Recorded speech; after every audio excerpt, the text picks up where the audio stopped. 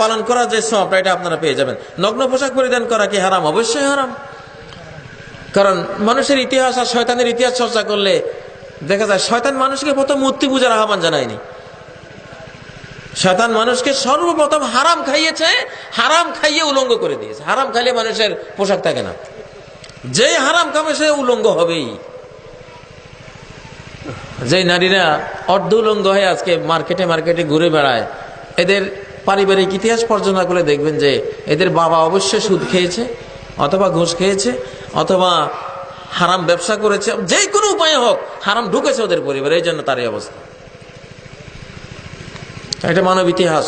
প্রথম মা বাবা আদম হাওয়া হারাম খেয়ে উলঙ্গ হয়ে গেছে। আর তো সারা কোরআনে আল্লাহ তাআলা তথ্য দিয়ে আমাদের কেটে বুঝিয়েছেন মানুষের বিপর্যয় শুরু হয় পোশাক থেকে।